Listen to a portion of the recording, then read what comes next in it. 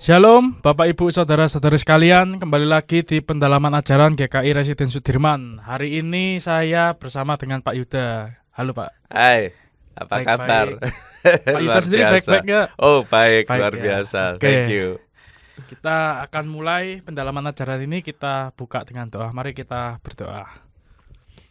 Tuhan Yesus, terima kasih Engkau telah memberikan kesempatan, anugerah, dan berkat bagi kami untuk bisa memulai dan mendengarkan pendalaman ajaran ini. Kiranya apa yang kami bahas, apa yang kami perbincangkan itu hanyalah untuk kemuliaan-Mu saja dan bisa kami lakukan dalam kehidupan sehari-hari. Beri kami hikmat kebijaksanaan, terkhususnya untuk Pak Yuda dalam menyampaikan materi pada kesempatan kali ini. Hanya dalam nama-Mu kami telah berdoa. Amin. Amin. Oke, Bapak Ibu Saudara-saudara sekalian, dalam episode kali ini kita akan membahas tentang perjamuan keliling. Itu untuk siapa? Perjamuan kudus keliling itu untuk siapa? Untuk siapa Pak Yuda? Ya, pastinya ya untuk orang yang percaya ya, Ya. sebenarnya. Nah ini sudah mulai. Sudah mulai ini pertanyaannya langsung. Saya kan nggak perlu intro-intro kalau sama saya Pak. Oh, gitu. Langsung pertanyaan saya. Ya udah, kalau gitu gini. Jadi perjamuan kudus keliling itu adalah perjamuan kudus yang dilayankan untuk orang percaya Oke. yang berhalangan. Maksudnya berhalangan ini bukan karena misalnya ada kesibukan di luar kota, kemudian berhalangan ikut perjamuan kudus di gereja, lalu kemudian kita layani di rumah. Bukan begitu. Berhalangan ini lebih ke arah berhalangan karena kondisi kesehatan, begitu. Karena kondisi fisik, begitu. Jadi kalau mereka berhalangan tidak bisa datang ke gereja, maka kita akan melayankan perjamuan kudus itu di rumah. Oke, kalau begitu saya tanya batasannya itu seperti apa kalau orang yang sakit? Kan biasanya checklist itu Pak. Batasannya sampai mana? Bisa dikatakan, oh orang ini masih bisa ke gereja kok, ngapain kita layankan perjamuan kudus keliling? Ada nggak kayak gitu itu Pak? Ada sih. Saya penasaran. Sebetulnya saya Ya. penasaran. Ya udah, ini sekalian saya juga curhat. Iya. Ya, misalnya begini ya. Ini kelihatannya lucu tapi ini penting menurut saya. Udahlah diukur lagi nih. Kalau kamu masih bisa nge-mall, ya jangan minta perjamuan kudus keliling gitu Iya. loh. Karena ada yang ketika suatu hari ketika saya mau melayankan perjamuan kudus keliling ini, lah penatua yang mendampingi saya tuh ngomong, loh ini kok dilayani? Kemarin saya ketemu dia di mall, jalan-jalan. Nah itu kan gimana ya? Kalau ke mall kamu belain, tapi untuk kalau memang kamu melihat perjamuan kudus itu penting, kenapa nggak kamu belain gitu loh? Harusnya kan dibela-belain. Nah misalnya seperti itu. Itu jadi kelihatannya lucu, tapi ini patokan yang kelihatan simple aja begitu. Jadi kalau masih bisa beraktivitas keluar rumah, ya ayolah. Jangan minta dilayani perjamuan kudus keliling. Datanglah ke gereja, kita rayakan perjamuan kudus bersama-sama. Tapi kalau orangnya memang sudah terbaring gitu ya, sudah terbaring dan susah bergerak begitu, ya oke. Ayo kita layankan perjamuan kudus untuk orang-orang seperti itu. Tapi maksudnya dengan perjamuan kudus keliling itu ya Pak ya, kan ada yang beranggapan bahwa perjamuan kudus itu kan sakral, harus bersama-sama secara komunal. Kenapa kok ada istilah muncul perjamuan kudus keliling yang hanya melayani satu individu ya Pak ya? Ya betul. Ini pertanyaan yang juga basic ya. Maksudnya kita menyentuh hakikat dari perjamuan kudus. Perjamuan kudus itu, melalui perjamuan kudus kita ini melihat mereka, umat itu, termasuk yang di rumah yang sedang terbaring sakit, itu sebagai satu kesatuan anggota tubuh Kristus. Nah, lalu gimana apakah komunalnya itu bisa terbentuk di sana? Oh iya, sangat bisa terbentuk. Secara formalnya begini ya. Kalau kita melayankan perjamuan kudus, itu pendeta nggak boleh maju sendirian gitu. Misalnya kamu telepon, Pak, ini engkongku sakit nih gitu. Tolong dilayani yo. Oh siap. Lalu karena kita baik gitu ya, hopeng gitu, kemudian saya langsung cus ke rumah gitu. Enggak. Perjamuan kudus itu dilayankan di dalam persekutuan lah, secara formalnya itu pendeta harus datang bersama dengan penatua gitu.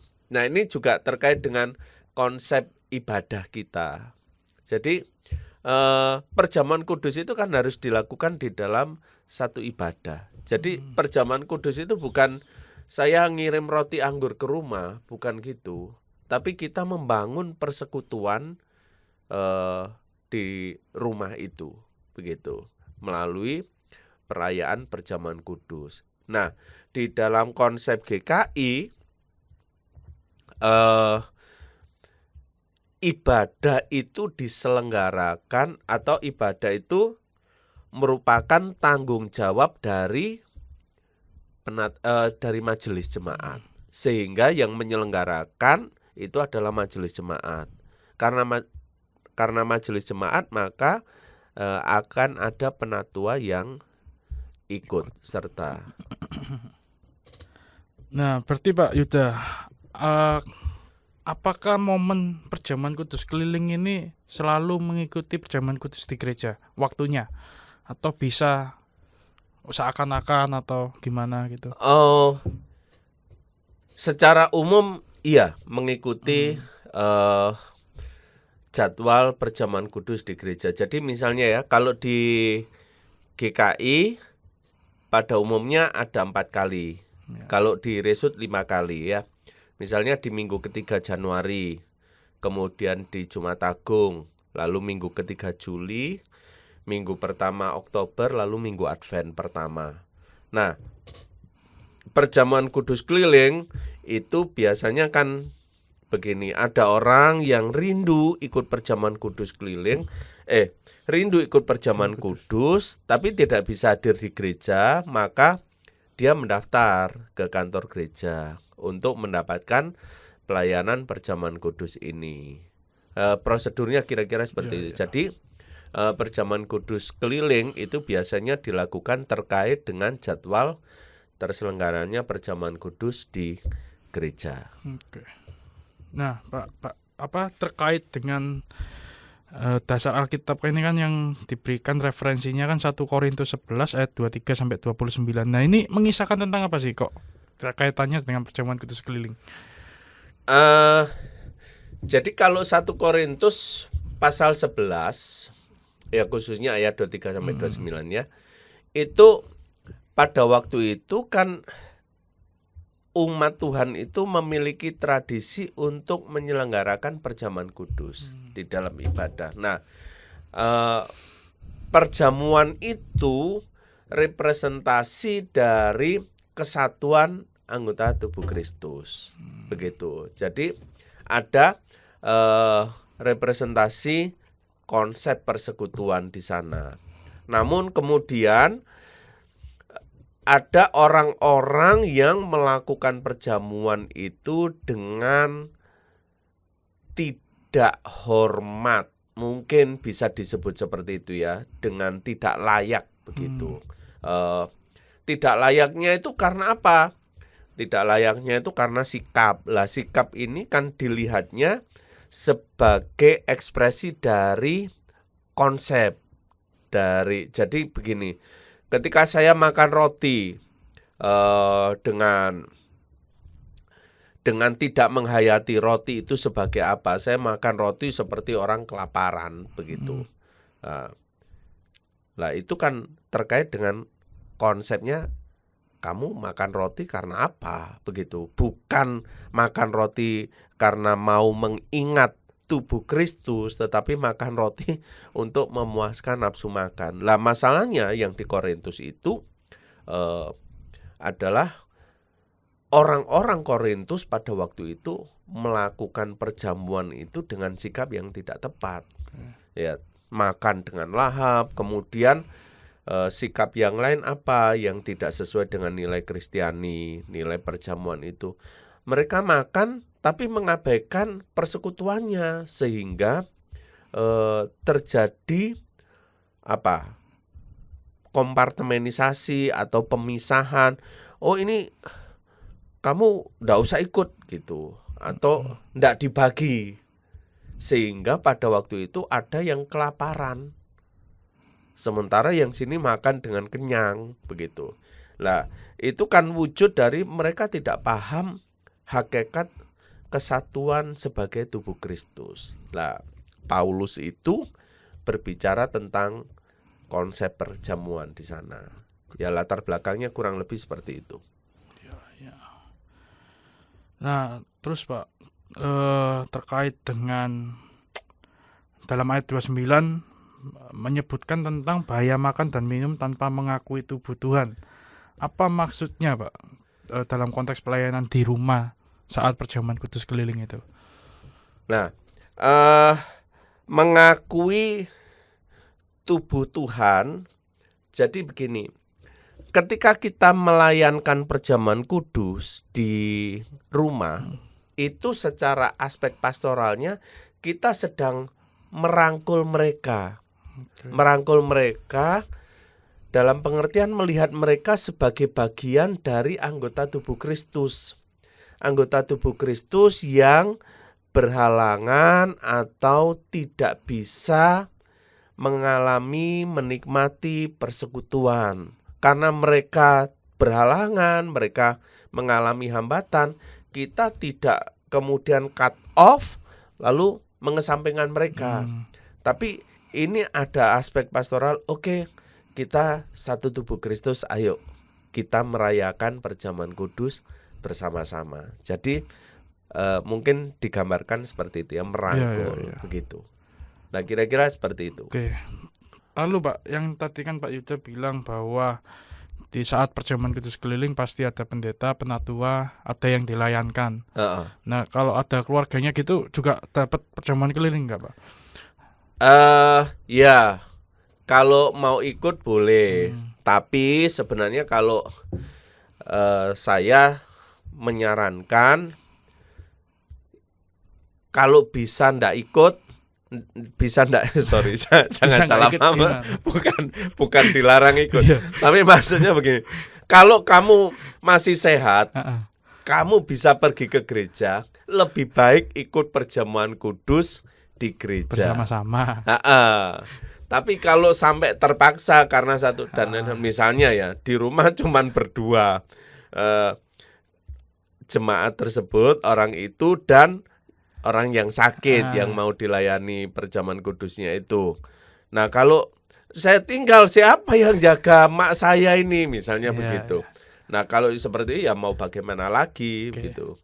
Tapi sekali lagi ya, kalau misalnya kamu tinggal ke mall, ada orang yang jaga makmu yang sakit gitu, jangan kemudian beralasan, wah saya enggak bisa ninggal mak saya untuk ikut perjamuan kudus di gereja gitu. Padahal ditinggal ke mall bisa gitu. Nah, maksud saya seperti itu. Tapi kalau memang benar-benar enggak bisa, lebih baik ikut perjamuan kudus di gereja. Tapi kalau enggak bisa ya sudah, ikut perjamuan kudus keliling enggak apa-apa. Karena pada hakikatnya walaupun esensinya sama, tapi kan tetap ada beda perjamuan kudus di keliling di rumah dengan perjamuan kudus yang ada di gereja. Tahu enggak bedanya, Pak? Apa bedanya, Pak? Contoh paling sederhana sebenarnya gini. Format liturginya berbeda. Jauh lebih simpel. Sehingga atmosfernya, suasana ibadahnya itu juga berbeda. Lah kenapa dibuat jauh lebih simpel? Ya karena diasumsikan orang yang perlu mendapatkan pelayanan perjamuan kudus itu kondisinya tidak seperti yang bisa ibadah di gereja.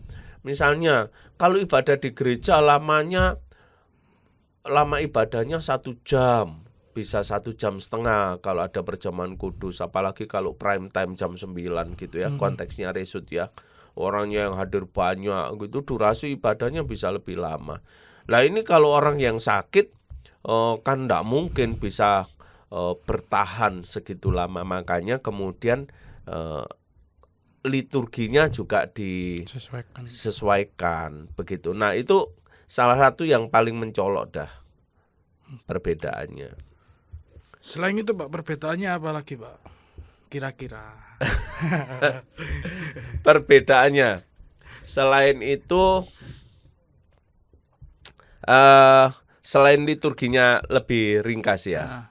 Selain liturginya lebih ringkas, suasana persekutuannya juga akan berbeda.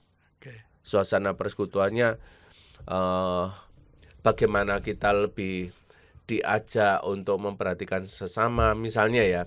Karena liturginya lebih ringkas, misalnya salam damai itu tidak ada, begitu. Doa Bapa kami itu tidak ada di sana. Lah padahal di dalam konsep liturgi minggu kita, salam damai, doa Bapa kami itu masuk, khususnya ketika ada perjamuan kudus itu dimasukkan di dalam liturgi perjamuan, sehingga menjadi bagian dari relasi kita dengan sesama. Jadi terbentuknya persekutuan ada di sana. Lah itu akan hilang nih di sini. Hilang. Berarti Pak, kalau tadi yang dibicarakan ya, saya malah ini, berarti maknanya juga beda kan Pak? Beda dalam arti intensitas maknanya itu menjadi beda, bukan esensinya yang berbeda ya, tapi intensitasnya gitu. Jadi apa? Ini ya makna yang dipadeti itu, jadi mirip-mirip ke. Tapi sebetulnya makna secara keseluruhannya sama. Jadi kayak paket hemat gitu lah. Jadi itu Bapak Ibu saudara-saudari, makna perjamuan kudus kelilingnya enggak berbeda dengan yang di secara esensinya, hakikatnya enggak beda, tapi secara waktunya beda.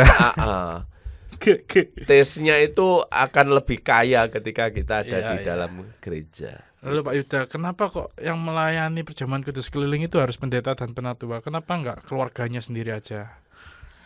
Nah, karena ini sebenarnya terkait dengan konsep sakramen juga ya. Perjamuan kudus itu kan sakramen gitu. Nah, sakramen itu kita memahaminya, sakramen itu dilayankan oleh orang-orang yang memang ditetapkan, ditahbiskan untuk melayankan sakramen itu begitu. Dan itu ada dalam diri seorang pendeta gitu. Kalau keterkaitannya dengan pendeta seperti itu. Kalau keterkaitannya dengan penatua seperti yang tadi sudah saya mention, majelis itu jemaat yang menyelenggarakan. Majelis jemaat yang menyelenggarakan kebaktian gitu. Bisa diceritakan nggak sih Pak prosesnya perjamuan kudus keliling, misalnya mulai dari bangun pagi ya.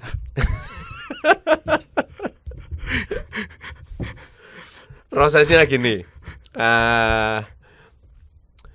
berangkat dari kerinduan dulu ya, harusnya berangkat dari kerinduan untuk menghayati perjamuan kudus gitu ya. Lalu ada kerinduan itu tapi nggak bisa datang. Ini waktunya perjamuan kudus di gereja nggak bisa datang. Gimana ya? Dengan kerinduan itu akhirnya mendaftar untuk minta dilayankan perjamuan kudus. Kan lebih baik dengan perjamuan kudus keliling daripada enggak perjamuan sama sekali gitu ya.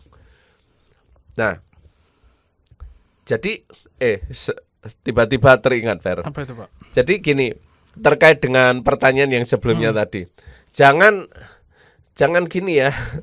Aduh, makku sakit lalu nggak bisa ikut perjamuan. Wes nanti ambil roti dan anggurnya aku banyakin deh untuk stok di rumah supaya bisa dimakan oleh makku gitu. Bisa juga. Jangan seperti itu. Itu terkait dengan konsep perjamuan kudus harus dilaksanakan di dalam ibadah tadi ya. Lalu yang kedua gini, kita berada di dalam pemahaman GKI, berada di dalam pemahaman roti dan anggur perjamuan itu tidak memiliki khasiat magis. Gitu. Jadi ini roti dan anggur itu maknanya adalah untuk mengingat ya, seperti firman Tuhan mengatakan, perbuatlah ini setiap kali kamu memakannya atau meminumnya menjadi peringatan akan aku. Jadi jangan dianggap kalau perjamuan kudus kemudian ambilnya lebih dari satu untuk dimasukkan ke tas, bawa pulang gitu. Bagikan ke keluarga. Bagikan ke keluarga, wes enggak apa-apa, wes ini makan loh gitu. Sudah didoakan tadi. Iya, kita tidak berada di dalam tradisi pemahaman yang seperti itu ya. Jadi jangan lakukanlah praktek seperti itu, enggak usah dilakukan. Emang ada Pak prakteknya? Ada. Ada. Kalau nggak ada saya enggak ngomong kayak gini. Jadi ada seperti itu. Nah, kembali lagi ke pertanyaan tadi ya, prosesnya. Jadi berangkat dari kerinduan itu kemudian daftar, ya daftar. Lalu di sana akan diatur jadwalnya, karena kan supaya pelayanannya itu bisa bisa efektif gitu ya. Jadi akan dibagi. Oh ini oke, Surabaya Utara, Surabaya Barat, Surabaya Timur gitu. Nah dibagi supaya jalurnya itu rute. Mau ngomong rute lupa. Rutenya itu lebih efektif gitu loh. Jangan sampai habis melayani Surabaya Utara kemudian ke selatan. Aduh, kasihan. Bukan soal kita ndak mau melayani ya. Kasihan yang dilayani itu loh. Oh, ternyata perjalanannya panjang, perjalanan pendeta dan penatuannya ini panjang, akhirnya kejebak macet. Ini jam berapa sih? Janjinya jam sekian kok lama karena kejebak macet ya lah. Kalau rutenya bisa diatur, oke, ini bloknya Surabaya Timur, ini Surabaya Barat, nah itu lebih efektif lah. Nah, jadi daftar itu untuk diaturkan jadwalnya sehingga nanti ditentukan, oke, ini akan dilayani pada hari apa, jam berapa, estimasinya seperti apa, waktunya begitu. Nah, setelah daftar nanti akan diinformasi. Kan kantor gereja akan melakukan koordinasi nih dengan pendeta, jadwalnya pendeta kapan dan sebagainya, penatuan nanti yang bisa mendampingi pendeta ini siapa dan sebagainya. Nah, setelah itu maka kemudian diinformasikan ke jemaat yang terkait. Oh, nanti akan dilayani pada hari ini, perkiraan jamnya sekian begitu. Nah, setelah itu proses pendaftarannya ya. Lalu kemudian tim ini MPK-nya ini pendeta dan penatua datang ke rumah. Datang ke rumah biasanya kalau saya menyapa, menanyakan kondisinya. Nah, ketika saya menanyakan kondisinya ini sebagai modal nanti kira-kira apa yang perlu didoakan gitu. Mungkin ada pergumulan dan sebagainya begitu. Nah, setelah itu mengajak nyanyi, kemudian doa, masuk dalam ibadahnya ya, berarti nyanyi, doa, kemudian ada renungan, setelah renungan kemudian baru melayankan perjamuan kudus. Nah, pada waktu melayankan perjamuan kudus, liturgi perjamuannya juga dipersingkat, tetapi esensinya tetap sama. Misalnya ada esensi pengajarannya, bahwa perjamuan kudus itu dilayankan untuk siapa gitu ya. Kemudian melalui perjamuan kudus kita mengingat karya kasih Allah dan sebagainya. Nah, esensi-esensi yang seperti itu tetap ada, hanya saja kalimatnya diperpendek, diringkas begitu. Setelah itu maka masuk liturgi perjamuan. Setelah itu selesai, ada doa syafaat. Habis perjamuan didoakan lagi. Nah, saya biasanya mengkonfirmasi dengan cerita yang di awal. Waktu cerita awal tadi, awal kedatangan tadi cerita apa, nah itu dikombin dengan ditanyakan lagi. Om mau didoakan apa? Tante mau doain apa? Gitu. Nah, setelah itu didoakan, baru mengucapkan ditutup dengan doa berkat. Ya, baru kami pamit pulang. Nah, biasanya pada waktu pulang jemaat yang dilayani ini juga menitip persembahan, begitu. Jadi persembahan ini bukan uang transportnya pendeta ya, bukan Pak untuk makan di jalan, bukan gitu. Tapi persembahan ini sebagai ungkapan syukur kepada Tuhan. Karena konteksnya kan ibadah lah, persembahannya itu juga muncul di sana gitu. Oke. Nah, kalau yang umat yang dilayankan perjamuan kudus keliling ini tidak merespon itu gimana, Pak? Maksudnya sakitnya wis nggak bisa ngomong, nggak bisa apa gitu loh. Iya. Ini penting. Respon di dalam perjamuan kudus penting. Karena perjamuan kudus itu dilayankan untuk mereka yang percaya lah. Seringkali saya juga melakukan pengecekan terhadap orang yang dilayani ini, ngecek keimanannya. Jangan sampai setelah sekian lama tidak ke gereja ternyata dia sudah tidak percaya Tuhan Yesus gitu ya. Nah, itu kan bahaya. Nah, poin yang biasanya saya pakai untuk ngecek itu ada 2. Yang pertama, poin keimanan. Kalau kondisi tertentu, kan sebenarnya dari cerita-cerita di awal itu juga terdeteksi nih, dia masih percaya Tuhan Yesus enggak. Pada waktu cerita tentang ini, tentang pengalaman hidupnya, pergumulan hidupnya, bagaimana dia melibatkan Tuhan di dalam pergumulan. Misalnya, aduh anak saya sekarang sibuk, saya merasa tidak ada yang mengerti, saya cuma bisa berseru kepada Tuhan Yesus. Oh, berarti dia masih percaya pada Tuhan Yesus ya. Tapi kalau kemudian ceritanya datar dan kemudian tidak ada hubungannya dengan Tuhan sama sekali, ya perlu dicek loh, ini maksudnya kamu masih percaya Tuhan Yesus enggak sih gitu. Jadi ditanya, Om masih percaya Tuhan Yesus gitu. Nah, itu saya cek gitu. Atau kemungkinan yang kedua juga ngecek melalui pemahamannya. Roti melambangkan apa? Anggur melambangkan apa? Nah, itu dicek seperti itu. Kalau di dalam pengecekan itu orangnya tidak bisa merespon, ya menjadi tanda tanya begitu. Nah, saya punya trik biasanya begini. Kalau kondisinya orangnya lemah, misalnya saya tanya, Tante masih percaya Tuhan Yesus gitu. Orangnya kondisi lemah nih, saya ngomong gini, Tante, kalau kesulitan bicara, cukup kedipkan mata 3 kali gitu. Saya minta 3 kali itu karena begini, untuk membedakan dia itu kedip secara alami atau kedip untuk menjawab gitu. Kan Iya. paham ya, Pak? Jadi saya ngomong kedipkan mata 3 kali gitu. Ya kadang 2 kali tergantung kondisinya lah. Atau coba gerakan tangan gitu, jempol gitu, kasih like deh. Ya, karena kadang kan memang ada hambatan, dia enggak bisa ngomong. Nah, merespon seperti itu. Pernah saya melayani dan ada request. Seingat saya ini simpatisan ya, bukan jemaat resut. Simpatisan, ada orang minta dilayani, kemudian saya tanya di kemajelisan, kemudian oke, dilayani, ya saya layani, saya berangkat.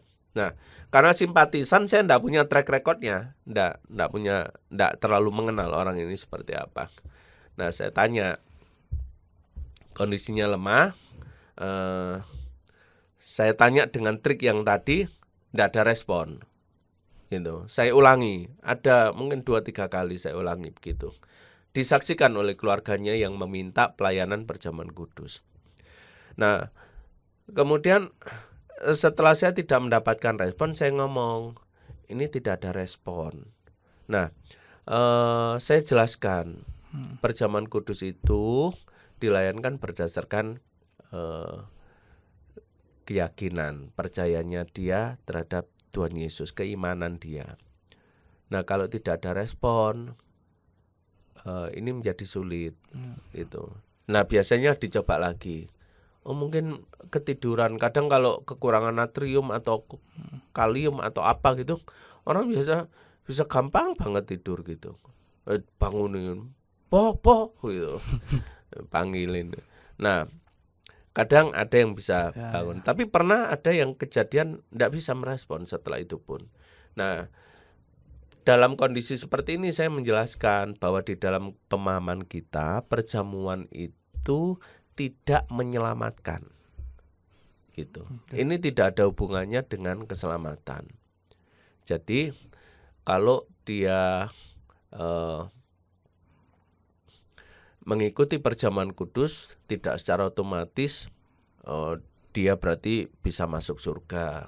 Kalau tidak ikut, tidak selamat, misalnya begitu ya. Tidak, pemahaman kita terhadap sakramen perjamuan kudus itu bukan sarana keselamatan, gitu. Ya, saya jelaskan seperti itu.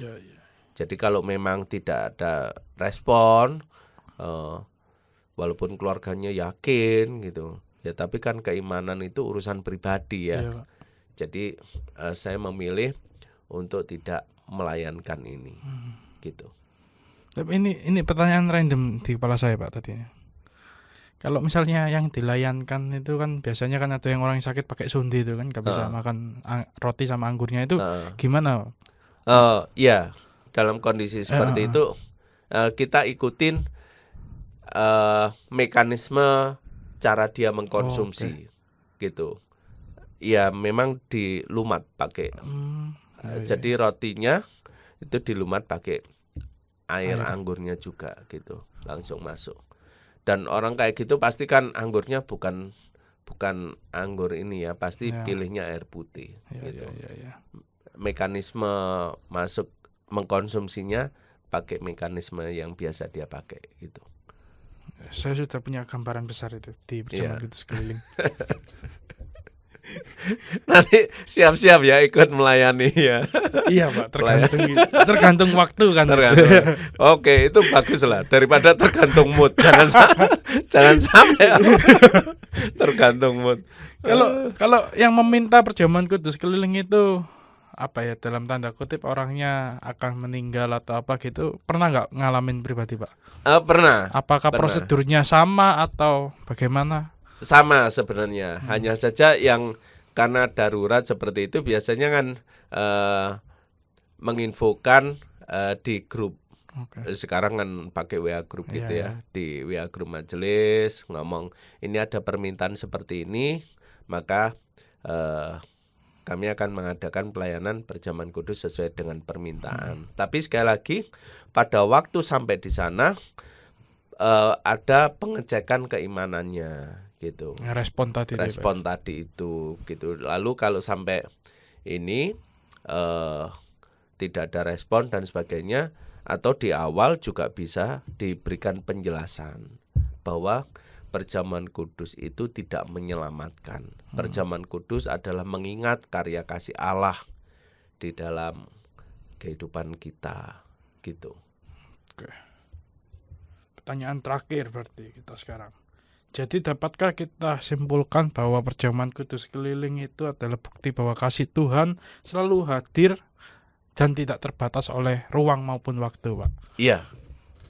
Kita menghadirkan karya kasih Allah itu, mengajak umat untuk mengingat karya kasih Allah itu, dan itu kan dihadirkan dalam persekutuan. Lah, persekutuan atau konsep gereja itu kan tidak terbatas pada 4 dinding itu ya. 4 pintu, 6. Berapa sih pintu? 5, Pak, pintu kita, 5. Pak. Iya. 7 sama yang dari belakang. Oh iya. 8 kalau dari lantai 2. Ya. Jadi kan gereja itu tidak terbatas di situ, Iya, tapi gereja sebagai tubuh Kristus termasuk mereka yang tidak bisa hadir dalam persekutuan reguler. Jadi kita menghadirkan kasih Allah itu, mengajak umat mengingat karya kasih Allah tersebut. Gitu. Saya kira sudah jelas semua bahwa yang tadi disampaikan Pak Yuda ini, perjamuan kudus keliling itu tidak menghilangkan esensinya. Dan juga ada batasan-batasannya. Enggak semua orang minta saya mau perjamuan kudus keliling. Enggak semua kan, Pak? Ya, nah. Enggak semua. Ada seleksinya. Ya, maksudnya seleksi kan gini, jangan sampai Pak, sorry Pak, aku kemarin tugas luar kota Pak, aku nggak sempat ke gereja. Tolong Pak, ini mumpung longgar Senin ini aku libur, tolong dilayani. Dan bukan jasa layan antar ya Pak ya? Jasa layan antar, ini delivery service, cilaka ya. Gitu. Terima kasih Pak Yuda. Mungkin bisa kita berdoa sebelum mengakhiri pendalaman ajaran kali ini. Oke. Sorry. Apa itu Pak? Saya ada tambahan materi. Ingat ini. Apa namanya? Sekalian nebeng ngomongin ini ya, konsep perjamuan kudus ya. Perjamuan kudus itu kan mengajak kita untuk menghayati karya kasih Allah. Nah, karya kasih Allah itu mungkin agak berbeda dengan pemahaman pada umumnya. Seringkali orang itu menghubungkan perjamuan kudus itu pada kematian Kristus. Nah, kalau di kita, di GKI, pemahamannya enggak seperti itu. Perjamuan kudus itu adalah karya kasih Allah. Karya kasih Allah itu mana?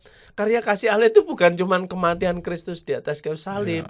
Karya kasih Allah itu adalah mulai dari kelahiran sampai kenaikan ke surga, sampai kedatangan kedua kali. Itu semua satu rangkaian karya kasih Allah. Gitu. Jadi ketika kita mengikuti perjamuan kudus, ayo kita mengingat karya kasih Allah, dan itu bukan fokus pada kematian Kristus di atas kayu salib. Harusnya kita melihat karya kasih Allah secara utuh. Nah, itu sebenarnya ada di dalam liturgi perjamuan kudus ada. Nah, hanya saja orang kayaknya nggak terlalu perhatian. Itu sebabnya kita juga menggunakan istilah merayakan perjamuan kudus, karena kita merayakan karya kasih Allah itu yang utuh tadi, mulai kelahiran sampai Kristus datang kedua kali. Ya, jadi mau itu jadi notis bagi kita semua ya. Jangan ya. Sampai kita salah kaprah. Ya, kira-kira gitu ya. Oke, mari kita berdoa. Bapa Surgawi, kami bersyukur kalau dalam kesempatan ini kami boleh berbincang tentang perjamuan kudus keliling Tuhan. Biarlah melalui obrolan ini kami semakin paham hakikat perjamuan kudus keliling, dan kami bisa melakukan perjamuan kudus keliling dengan benar. Kiranya Engkau tolong supaya kami terus terhubung dengan Engkau, selalu mengingat bagaimana Engkau mengasihi kami. Dalam nama Tuhan Yesus kami berdoa. Amin. Amin. Terima kasih Pak Yuda. Sama-sama. Terima kasih Bapak Ibu saudara-saudara sekalian yang sudah mendengar pendalaman ajaran. Sampai jumpa di pendalaman ajaran berikutnya. Tuhan Yesus memberkati. God bless you.